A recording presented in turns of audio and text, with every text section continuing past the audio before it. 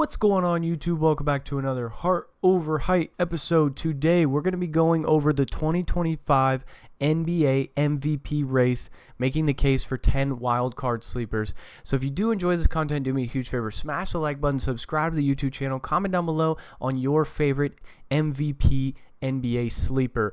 And without further ado, let's get right on into this. So this article here gives us 10 players that are not NBA MVP odds. So all 10 of these are the top 10 Vegas odds to win the MVP. That being Jokic, Luka, Shea, Embiid, Giannis, Anthony Edwards, Jason Tatum, Jalen Brunson, Victor Wembanyama, and John Morant. And I'm going to be giving some background reason as to why these 10 players could be dark horse MVP candidates.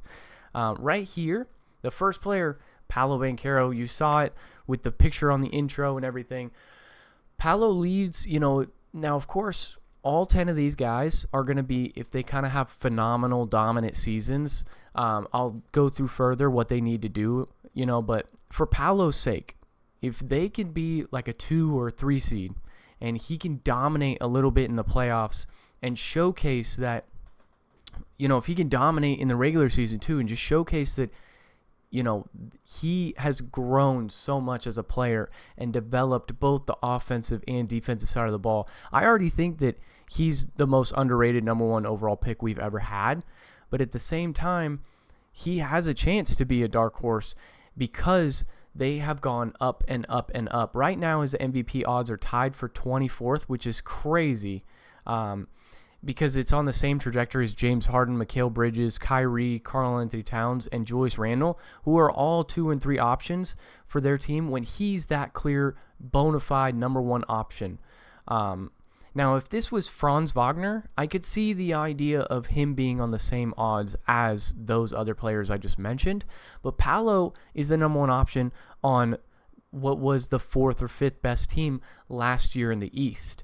You now say he takes another step and they go up to the 2 seed, for example, and then they make, he ends up being the best player on the 2nd best team. Like, that could be a case there, especially since one of the better teams is going to have a plethora of talent, i.e. the Knicks with Brunson, Mikal Bridges, etc. Or, you have the Celtics with Tatum, Brown, Kristaps, etc. The Magic, they've got Franz, who's showing a little bit, but nothing like what Paolo has been able to showcase for possible MVP case. Next up here, we have LaMelo Ball for the Charlotte Hornets. This one would be a huge shocker. Again, tied for 24th alongside Paolo.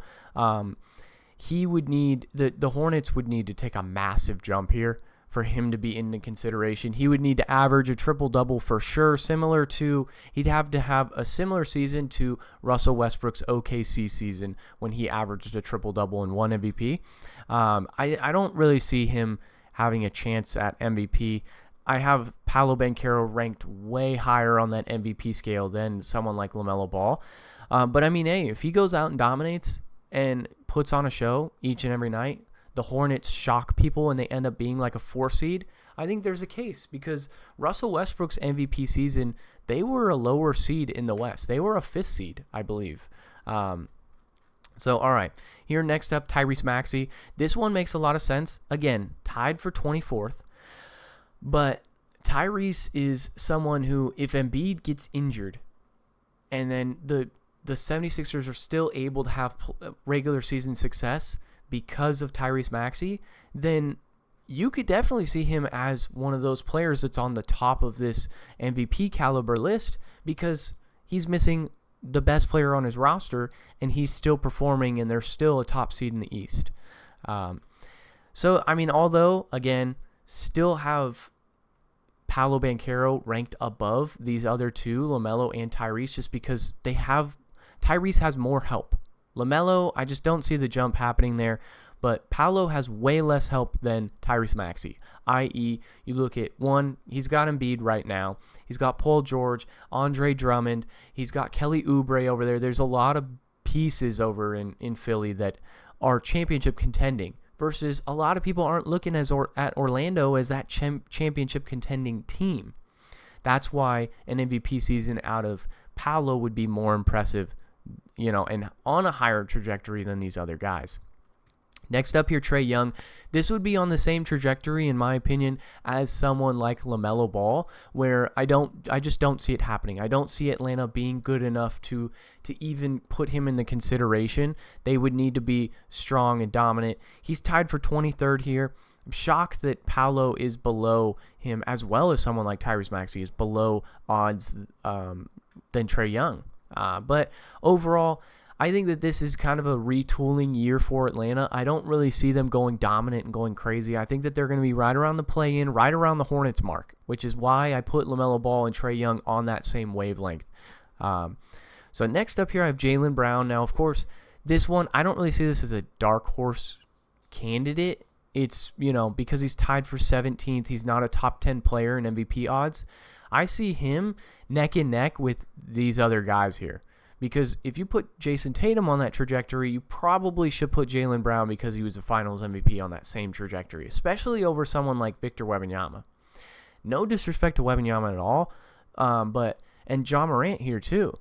Ja Morant coming off of an injury season, and Victor Wembanyama needs to show success before we can even consider him in the MVP odds.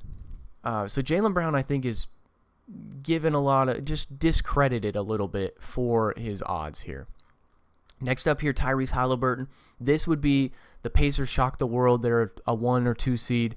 Tyrese Halliburton leading that. Again, similar to the Russell Westbrook year. He would need to be averaging like a triple-double-esque, which is very possible for someone like him, someone like Trae Young, someone like LaMelo.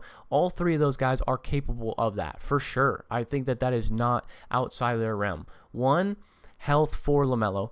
2, Trae Young, does he have that supporting cast? 3, Tyrese, can you string it together for an entire season? That's what I want to see out of him before we discuss MVP odds.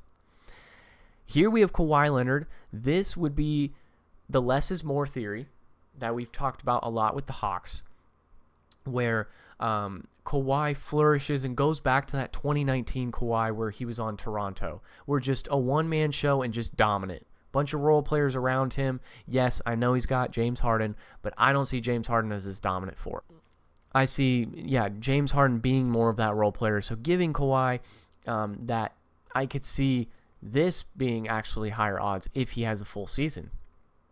Donovan Mitchell here. Now, I don't think that this is too far out of the realm either of some of these other candidates. Tied for 14th here. That's starting to make a lot of sense.